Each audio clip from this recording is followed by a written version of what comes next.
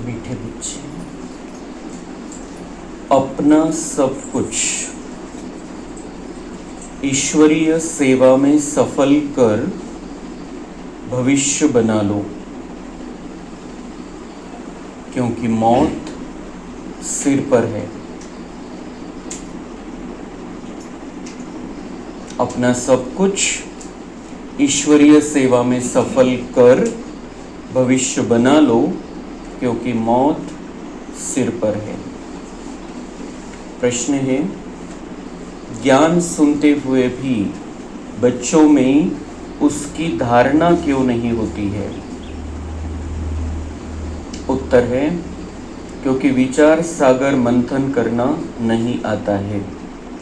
बुद्धि योग देह और देह के संबंधों में लटका हुआ है। पहले जब बुद्धि से मोह निकले तब कुछ धारणा भी हो। मोह ऐसी चीज है जो एकदम बंदर बना देता है।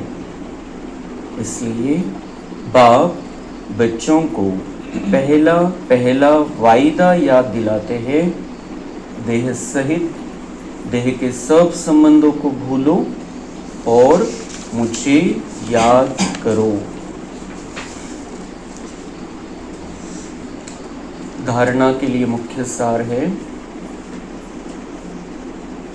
विनाश के पहले अपना सब कुछ सफल करना है। यह कयामत का समय है, इसलिए पावन जरूर बनना है। कयामत का समय है, अंतिम समय आ गया है, विनाश का समय चल रहा है।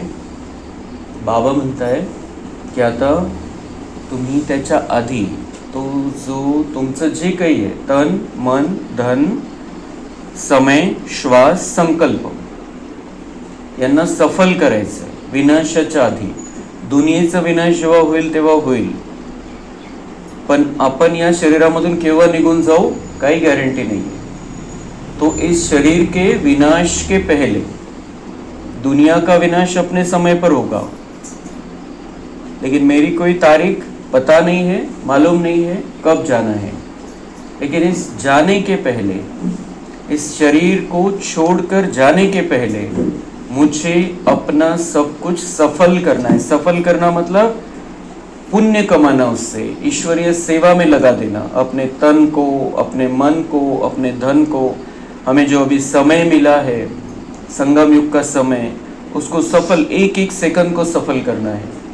जो श्वास है गिनती के लेकर आए, जितने बचे हैं उन श्वासोश्वास बाबा को याद करना है। और संकल्प, संकल्प हमारे श्रेष्ठ होने चाहिए। तो बाबा कह रहे ये सारी जो आपके पास अभी जो कुछ भी आपके पास है, जो कुछ भी आप कर सकते हो सफल कर लो, क्योंकि कयामत का समय है, घर वापस जाने का समय है, मृत्यु का समय आ गया है, घर लौटना है। 5000 वर्ष का नाटक खत्म हो गया है, हमारे पार्ट लगभग सभी खत्म हो गए हैं, अभी घर वापस जाना है। तो घर वापस जाने से पहले अभी जो भी हमारे पास है लास्ट जन्म में, मन बुद्धि में भी, स्थूल में भी और सूक्ष्म में भी, सब कुछ सफल करके पुण्य कमा के दुआएं जमा करके हमको घर वापस जाना है। और अंतिम समय इसलिए बाबा कहते हैं अभी पावन जरूर बनना है, मन से शरीर से पवित्र रहना है, बुद्धि को भी स्वच्छ रखना है। देहधारियों से मोह निकाल मोहजीत बनना है। देह अभिमान जो पहला नंबर दुश्मन है, उस पर विजय पानी है। और सब संग तोड़ बाप से बुद्धि योग जोड़ना है। तो बाबा कहते हैं इतना ज्ञान में चलते हैं, ज्ञान सुनते हैं, मुरली सुनते हैं, लेकिन धारणा क्यों नहीं होती? क्योंकि विचार सागर मंथन नहीं चलता है। विचार सागर मंथन किसने करना है? आत्मा ने, देह भान में नहीं। आत्मा विचार सागर मंथन नहीं करती है। देह मतलब जो सूक्ष्म लेवल पर है, मैं आत्मा हूँ, ये समझ कर मुझे आत्मा को बाबा ने क्या बताया है, काय ज्ञान दिलेलं आहे बाबांनी माझी आत्मिक स्थिती बनवण्यासाठी, आत्माला परमात्म्याशी जोडण्यासाठी, आत्मा जी जशी पहिले होती तशी पुन्हा बनवण्यासाठी, याच्यावरती जितकं आपण विचार सागर मंथन करू तितके धारणा होतील. धारणाएं कब होगी? जब हम अपनी पहली वाली धारणाओं को बुद्धि में रखेंगे. परम धाम में किस स्थिति में हम थे, सतयुग में आए तो क्या धारणा थी, किन दिव्य गुणों के साथ हमने जीवन जिया है, ये विचार सागर मंथन करेंगे तो बाबा जो मुरली में समझाता है वो धारण हो जाएगा पूरा के पूरा. आणि मग बाबा म्हणतात विचार सागर मंथन क्यों नहीं होता है?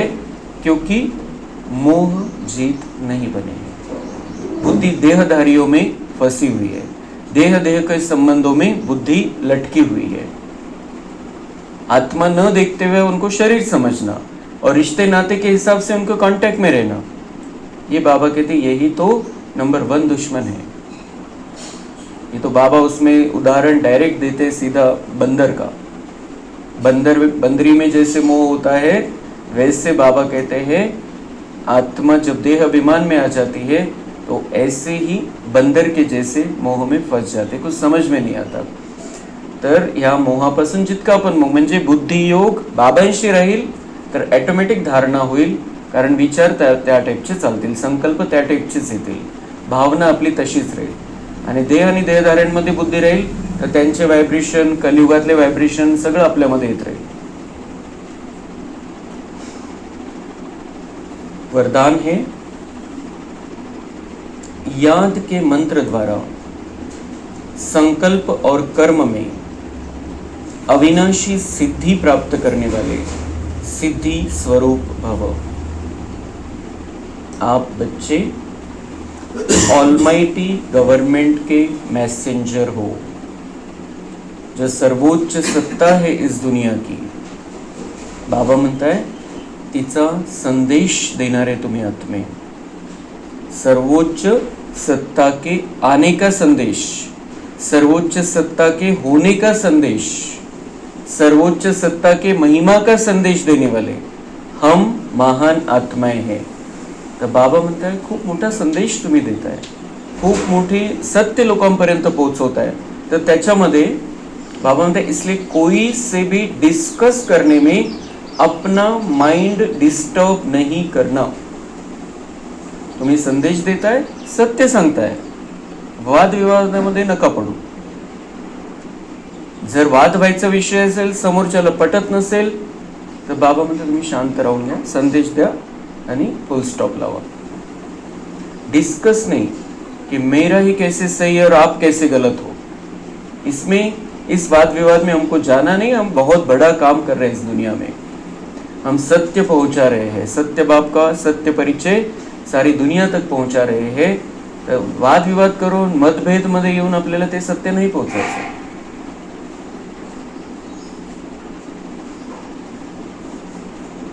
तो क्या करो, बाबा कहते हैं उस समय याद का मंत्र यूज करना. किसी को संदेश दे रहे हैं, याद का मंत्र यूज करना.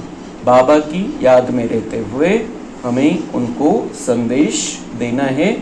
बाकी बाबा का मैसेज मैं उसको पहुंचा रहा हूँ या ये मेरी बात नहीं सुन रहा है, इसको समझ में नहीं आ रहा है, हे नहीं आना इसे मध्ये. बाबा का संदेश है, मैं माध्यम हूँ, मैं उसको पहुंचा रहा हूँ बस. त्याचा रिझल्ट काय, त्याला काय पटतंय नाही पटतंय, त्याची रेकॉर्डिंग है, त्याची कैपेसिटी है. याद का मंत्र हमको यूज करना है. बाबा की याद में रहते हुए हमें संदेश सुनाना है. या फिर हम कोई भी ज्ञान की बात सुनाते हैं किसी को भी तो बाबा की याद में सुनाना है, देहभान में नहीं. जैसे कोई वाणी से या अन्य किसी तरीके से वश नहीं होते हैं तो मंत्र जंत्र करते हैं.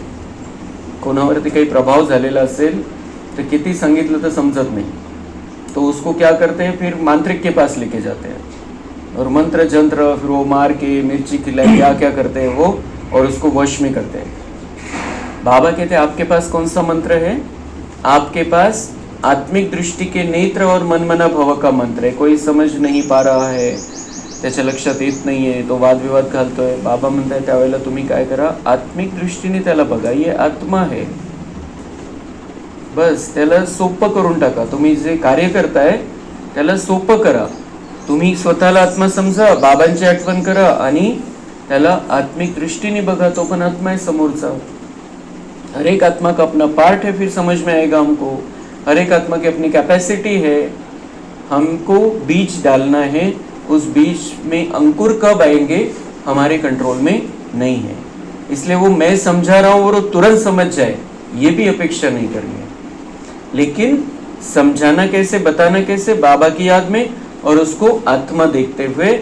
तो बाबा कहते हैं आपके पास ये मंत्र है. आत्मिक दृष्टि का नेत्र है. तीसरी आंख बाबा ने खोल दी है. उस तीसरी दोनों आंखों से शरीर दिखाई देता है और तीसरी आंख से हम आत्मा को देखते, महसूस करते. वो आत्मा है.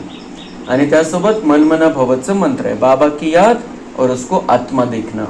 हे आपण ज्ञान सांगत असताना कोणाला किंवा संदेश देत असताना हे दोन्ही मंत्र लक्षात ठेवायचे की आपला तिसरा नेत्र उघडलेला असला पाहिजे. मी आत्मा, बाबांचा संदेश याच्यापर्यंत पोहोचवतोय, तो बाबांचा आहे ते आत्मा. मुझे कोई अवॉर्ड नहीं लेना है. आज बक्षीस नाही पाहिजे मला की मी त्याला समजवलं आणि त्याला लक्षात आलं माझ्या समजवण्यामुळे आणि मला बक्षीस भेटणार आहे. मग कुछ नहीं, हम बाबा का कार्य कर रहे हैं. तो मन बाबा में लगा रहेगा, उसको हम आत्मा देखते रहेंगे. परिणाम, सफलता, असफलता वो बाबा देख लेगा, ड्रामा देख लेगा. तो बाबा कहते हैं उससे ये मंत्र यूज करो जिससे अपने संकल्पों को सिद्ध कर सिद्धि स्वरूप बन सकते हो. तो आप अपने संकल्प सिद्ध कर सकते हो अगर मनमना भव का मंत्र है और आत्मिक दृष्टि का नेत्र है. आपके संकल्प उसको समझ में आएंगे. भले तुरंत समझ में नहीं आए लेकिन बाद में उसको समझ में आएगा कि ये इनका कोई स्वार्थ नहीं है, ये तो भगवान का कार्य कर रहे हैं. तो वो संकल्पों में भी बाबा कहते सिद्धि आ जाएगी. आप जो संकल्प उस तक पहुंचाओ वो एक्टिवेट हो जाएंगे, भले कभी समय भी लग सकता है. स्लोगन, एक्शन कॉन्शियस के बजाय सोल कॉन्शियस बनो. तो हम आत्मा है. 84 जन्म हमारे चल रहे हैं. अलग अलग शरीर बदलते आए हम और उस कारण कुछ समय के बाद हम देहभान में आ गए. स्वतःला आत्मा समजायला लागलो आणि मग कोण काय करतंय, कसं करतंय याच्यामध्ये बुद्धी जायला लागली. इसने ऐसा करना चाहिए, इसने ऐसा नहीं करना चाहिए, ये ऐसा करता है, वो वैसा करता है. तर त्याला बाबा म्हणतात की ॲक्शन कॉन्शियस म्हणजे दुसऱ्यांचं बघत राहणं किंवा स्वतः फक्त कर्म की मला हे करायचंय, हे करायचंय, ते करायचंय, ते करायचंय. फक्त कर्म. एक असतो देहभान आणि एक असतं कर्माचं भान. ज्याला दुनियावाले काय म्हणतात, कर्म ही ईश्वर है, कर्म ही मेरी पूजा है. तर फक्त कर्म. बाबांनी आपल्याला दोन्ही मिक्स करायला सांगितलेलं आहे.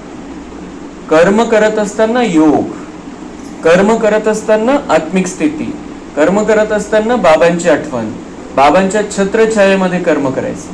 नुसतं कर्म आपण करतोय, हे करायचं ते करायचं आणि दुसऱ्यांचे कर्म बघतोय, हा असं करतो तसं करतो. तर बाबा म्हणतात इससे निकलो.